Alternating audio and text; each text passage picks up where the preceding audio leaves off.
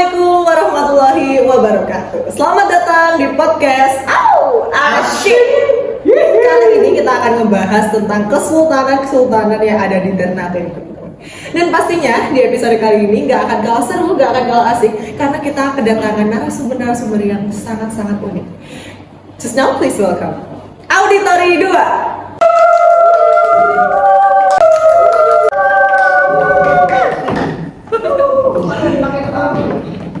Gimana kabarnya teman-teman? Alhamdulillah baik ya teman-teman. Seperti kata pepatah, tak kenal maka tak sayang. Boleh diperkenalkan dirinya dulu? Baik, perkenalkan nama saya Edwin Halo Betia. Saya Muhammad Arfin Faiz. Saya Nabila Kamlia Putri. Saya Kadis Seksual Nusalimart. Saya Aisyarat Namagianti. Langsung aja ke pertanyaan yang pertama teman-teman. Bagaimana sih asal-usul dari Kesultanan Ternate? Jadi gini, Kesultanan Ternate itu mulai dari abad 13. Ada seorang bangsawan lokal bernama Ba'at Masur Malamud. Dia mengklaim dirinya menjadi raja pertama Ternate, dan dari situ berdirilah dinasti yang memerintah Ternate selama berabad-abad. Nah, jadi kan panjang banget tuh. Pada abad 16, Ternate jadi pusat perdagangan rempah-rempah, terutama cengkeh sama pala. Semua perdagangan Eropa langsung pada kejar-kejaran tuh buat dapetin rempah-rempahan yang asing. Nah, Kesultanan Ternate juga punya rival berat, itu Kesultanan Tidore yang ada di Pulau Tetangga. Sebelah banget nih ya. Mereka berdua sampai adu kuat dalam persaingan buat kendaliin perdagangan rempah-rempah nih. Dalam persaingan itu tentu saja bangsa Eropa kayak ikut campur gitu, terutama bangsa Portugal, Spanyol, Inggris, Belanda. Karena Kesultanan Ternate dan Tidore itu jadi lumbung rempah-rempah di dunia. Tapi seiring berjalannya waktu, Kesultanan Ternate mengalami pasang surut. Abad ke-17, Belanda akhirnya bisa menguasai Ternate dan sekitarnya, yang akhirnya mengubah sejarah pulau ini pada zaman kolonial, dan sekarang Kesultanan Ternate juga jadi bagian dari Indonesia. Tapi cerita dan warisan budaya serta kesejarahannya itu masih terasa banget di daerah Maluku. Berarti masih benar-benar lengket ya, masih benar-benar kayak gitu. Oke. Dari raja-rajanya nih pasti ada kan yang membuat puncak kejayaannya. Kalau boleh tahu siapa dan gimana sih, bagaimana caranya si raja tersebut tuh ngebikin Kesultanan Ternate ini ada di masa kejayaannya? Jadi Sultan Bagulah lah yang membuat kerajaan Ternate menjadi jaya pada saat itu, sekitar pada abad ke-15 Masehi. Jadi yang membuat kerajaan Ternate itu jaya itu pada bidangnya yang dilebihkan itu adalah pada bidang ya rempah yang paling di Highlight ya berarti. paling di Tonjolkan. ya itulah terus itu terutama juga ada bidang perdagangannya dan pelayanannya.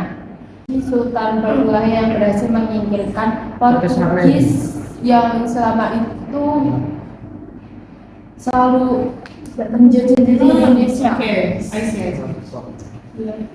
Saat itu juga Sultan Bagulah yang berhasil memperluas wilayah dari kerajaan Ternate pada saat itu. Begitulah masa kejayaannya. Oke.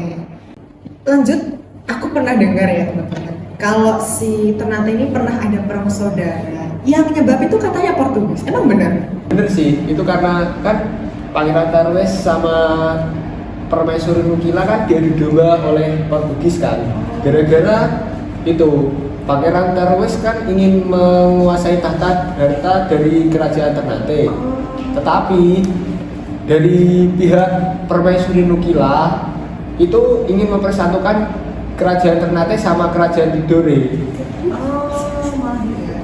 Iya. Jadi Portugis ikut ambil andil di situ ya, gara-gara si siapa? gara-gara pangeran sama pangeran Tarwis sama permaisuri Mukila.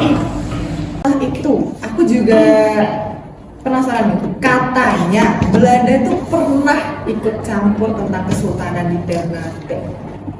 Emangnya Belanda ngapain di sejarah kesultanan itu? Emang Belanda ngapain? Menurut informasi yang aku baca nih ya, Belanda itu mulai datang setelah Sultan Babul meninggal. Jadi setelah Sultan Babul meninggal, Ternate ini mulai melemah. Dan karena kelemahannya ini, Spanyol dan Portugis memanfaatkan untuk menyerang Ternate kembali. Itu ada pada tahun 1580. Oke. Karena Ternate selalu mengalami kekalahan, akhirnya Ternate berinisiatif untuk meminta bantuan kepada Belanda, tepatnya di tahun 1603. Karena adanya bantuan dari Belanda, Ternate itu mencapai keberhasilan. Namun ada apa nih? bantuan dari Belanda itu ternyata nggak gratis. Oh, dia tetap minta imbalan ya berarti? Benar loh. Belanda ingin Kesultanan Ternate itu menandatangani kontrak monopoli VOC yang ada pada tanggal 26 Juni 1607. Dan setelah saat itu VOC mulai perlahan-lahan menguasai Ternate. Itu sebenarnya. Karena tadi udah dijelasin kan, kalau si VOC ternyata tuh mengambil alih begitu, berarti pasti ada kaitannya sama keruntuhannya. Gimana tentang keruntuhannya si Kesultanan Ternate? Jadi kerajaan Ternate itu mulai hancur ya. Itu karena wafatnya Sultan Babullah pada tahun 1583. Beberapa waktu kemudian setelah wafatnya itu, Spanyol itu menguasai atau menyerang tanah Maluku dan merebut benteng Gamulamu pada tahun 1606 Masehi. Sejak saat itulah VOC berkuasa atas hak monopoli perdagangan dan mendirikan benteng di Ternate hingga pada akhir abad 17 kerajaan Ternate sudah berada di bawah kendali VOC sepenuhnya. Berarti diambil alih ya ini sama VOC Iya benar. ternyata? Jadi sepenuhnya diambil alih oleh VOC. Untuk peninggalan nih, habis runtuh pasti kan meninggalkan sesuatu ya dari kerajaan itu. Apa sih peninggalan-peninggalan yang mungkin sampai sekarang tuh masih ada dari kerajaan di Ternate? Kalau ngomongin peninggalan yang masih ada sampai saat ini, itu ada 4 peninggalan yang aku sebutin. Yang pertama itu ada makamnya Sultan Babullah. Itu sampai saat ini masih banyak masyarakat yang berziarah ke makam tersebut. Terus yang kedua ada Istana Sultan Ternate. Ketiga ada Masjid Kerajaan Ternate, dan yang terakhir itu ada Benteng Toluco. Itu aja ya? Iya. Setelah peninggalan, sebenarnya si kerajaan Ternate tuh masih ada nggak sih sampai sekarang? Kalau menurut riset, Kesultanan Ternate itu sampai sekarang masih ada. Wow, ada sekali ya. Sampai sekarang ya. Dan katanya saat ini tuh tahta kesultanannya dijabat oleh Sultan Syarifuddin bin Iskandar Muhammad Jabir Shah yang menjabat sejak tahun 2016 lalu untuk menggantikan Sultan Mudafar Shah II. Berarti 2016 lalu baru diangkat jadi raja ya berarti? Iya. Oke, sekian dari podcast kali ini bersama Auditori 2. Terima kasih banyak udah hadir di podcast kita. Next time kita bakal undang kalian lagi untuk bicara tentang kesultanan-kesultanan di daerah-daerah yang lain, oke? Thank you for watching guys and I'll see you soon. Goodbye.